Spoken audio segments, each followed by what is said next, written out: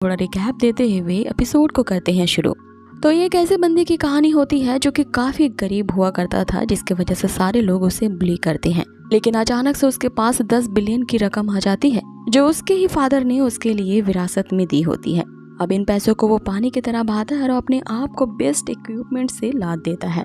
अब इसके फादर उसके साथ ये शर्त लगाते हैं कि अगर वो इन 10 बिलियंस को मात्र 3 महीनों में अपने ऊपर खर्च कर देगा तो उसके फादर, जो कि हेवन के एक गॉड है, तियान के लिए एक और बहुत बड़े रिवॉर्ड का इंतजाम किया है। लेकिन उस रिवॉर्ड को पाने के लिए तियान को 3 महीने के अंदर उस एकेडमी का यंग मास्टर बनना होगा।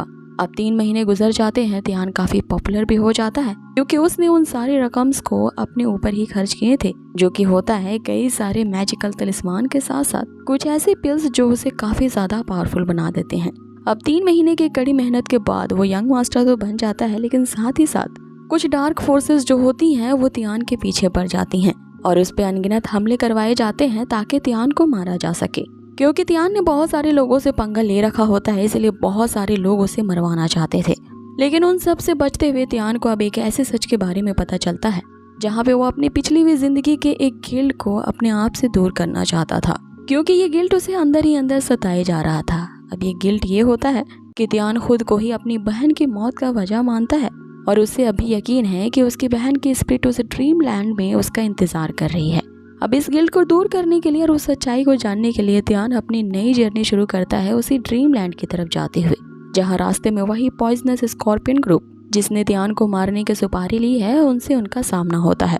लेकिन तियान इन्हें धूल चटाते हुए अपने ही बोट पे उन्हें काम पे रख लेता है। साथ ही ब्रदरहुड गैंग के लोग भी तियान के पास आ जाते हैं, ये कहते हुए कि हम इस जर्नी में तुम्हारी प्रोटेक्शन करेंगे।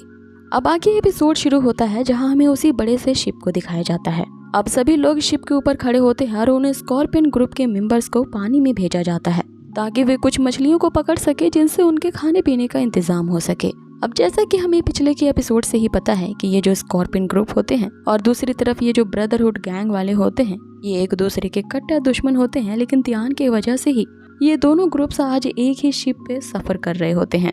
इधर स्कॉर्पियन ग्रुप गैंग का जो लीडर होता है वो चिल्लाते हुए ली हुआ से, जो कि ब्रदरहुड गैंग का बॉस होता है, उसे भाई से संबोधित करते हुए कहता है कि मैंने कुछ मछलियों को ढूंढ लिया है।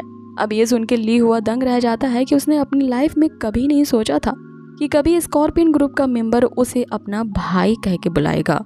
जिस पे साइतामा, जो कि ब्रदरहुड गैंग का ही एक मेंबर है, वो अपने बॉस लिहुआ से कहता है कि हमेशा तलवार से मारना ही काफी नहीं होता, कभी कभी लोग आपस में भाईचारे के साथ अपने व्यवहार से ही दूसरों का दिल जीत लेते हैं। जिस पे तियान भी इस बात से सहमत होते हुए कहता है कि मुझे यकीन है कि ये लोग बुरे नहीं हैं और हमने अगर इन्हें बदलने का एक और चांस दिया तो ये जरूर अपनी जिंदगी की नई राह ढूंढ लेंगे।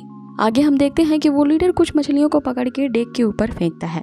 अब जैसे ही साइतामा, एक ऐसा मॉन्क जो कि नॉन वेज के पीछे पागल है और वो नहीं चाहता था कि इसे मारा जाए, इसीलिए वो उन मछलियों को पेट बनाने की सोचता है। अब जैसे ही वो उन मछलियों को टच करने जाता है, तियान उसे ऐसा करने से रोक देता है और जल्द से जल्द उन्हें पानी में फेंक देता है, ये कहते हुए कि ये मछलियाँ हाईली पॉइजनस हैं और ये मछलियाँ ड्रीम लैंड के 100 माइल्स के दायरे में पाई जाती हैं, जिसका मतलब ये है कि वो अपनी जर्नी के अब अंतिम पड़ाव के नजदीक पहुंच चुके हैं। कि तभी अचानक से उनके शिप से एक बहुत बड़ी चीज टकराती है। जब वो लोग उसे पानी में देखते हैं तो वहाँ उन्हें एक बहुत विशालकाय फिश नजर आती है, जो कि पानी में ग्लो कर रही होती है और उस फिश की सुंदरता को देख के सभी हैरान रह जाते हैं। अब आगे वो लीडर ये कहते हुए कि वे लोग आज रात के डिनर में इसी फिश को खाएंगे। जैसे ही उन मछलियों को पकड़ने के करीब जाता है, तियान तेजी से चिल्लाते हुए उन्हें आगाह करता है कि उस फिश के नजदीक भी मत जाना और उन्हें वापस से शिप में आने को कहता है।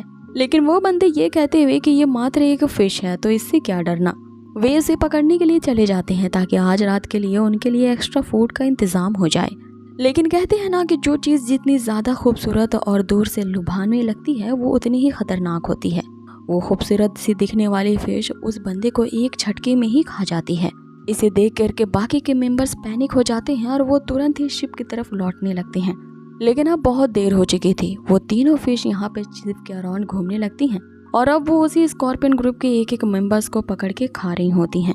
लेकिन शिप के ऊपर तियान और बाकी सभी जो लोग होते हैं वो उन्हें बचाने की अपनी पूरी कोशिश कर रहे होते हैं। लेकिन हम यहाँ एक अजीब सी चीज़ देखते हैं। उन लोगों के लगातार कोशिश करने के बावजूद भी वो फिश नहीं मर रही थी और ये बारी बारी से लगातार उन मेंबर्स को बचाने के लिए उस फिश पे लगातार अटैक कर रहे होते हैं। लेकिन थोड़ी ही देर बाद वापस से वे फिश पुनर्जीवित हो जाती हैं और उस मेंबर को खाने के लिए जो कि शिप के ऊपर चढ़ने की कोशिश कर रहा होता है, वो मछलियां जीवित होकर के एक जोरदार धक्का उस शिप को मारती हैं, जिससे वो बंदा नीचे गिर जाता है। लेकिन वक्त रहते ही ली हुआ उसे जंजीरों से पकड़ लेता है और जैसे ही वो उस बंदे को ऊपर खींचता है, हम देखते हैं कि वो फिश ऊपर से आकर के उसे खा लेती है। आगे तियान ने भी जिस फिश को मारा था वो भी वापस से जिंदा हो चुकी होती है और फिर उसे अपने ऊपर से गिराने की कोशिश करती है। इधर दूसरी तरफ साइतामा और बाकी के लोग भी उस दूसरी फिश को मारने की कोशिश कर रहे थे कि तभी तियान को एक आइडिया आता है। वो इन फिश को देख करके इसकी बनावट को समझ जाता है कि ये उस ड्रीम लैंड की खास ड्रीम ईल्स हैं, जिनमें एक कमाल की रीजनरेट होने वाली पावर होती है, जिसके कारण इस फिश को चाहे जितना भी मारा जाए ये तुरंत ही अपने आप को हील करने की एबिलिटी रखती है। इसीलिए इन्हें मारने के लिए इन्हें समुद्र की गहराई में ले जाना होगा और एक ही अटैक में इन तीनों को मारना होगा, ताकि इनके वापस आने से पहले ये अपने शिप को दूर यहाँ से ले जा सकें। अब अपने इस प्लान को एग्जीक्यूट करने के लिए तियान जो होता है वो उस बड़ी वाली फिश के ऊपर चढ़ जाता है। उस पे साइतामा ने पहले से ही अपने वेपन से वार किया था। वो इसी वेपन को पकड़ते हुए वो जोर से उस फिश को नीचे की ओर ढकेल रहा होता है, जिसका पीछा वो बाकी के दोनों फिश भी करने लगती हैं।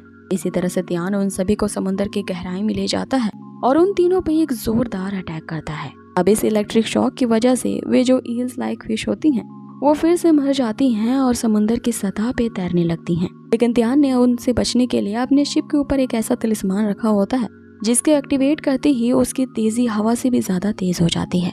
अब तियान शिप के ऊपर सभी को बताता है कि ये जो ईल्स होती हैं ये इस ड्रीम लैंड के गार्डियंस हैं और इनके जागने से पहले हमें इनसे काफी दूर जाना होगा, वरना एक बार अगर इन्होंने अपने दुश्मन को ट्रैक कर लिया तो इनसे बचना काफी मुश्किल हो जाएगा। अब ये जान करके सभी लोग हैरान रह जाते हैं कि ये जो शॉक में पड़ी हुई ड्रीम ईल्स हैं ये वापस से तुरंत जिंदा हो जाएंगी।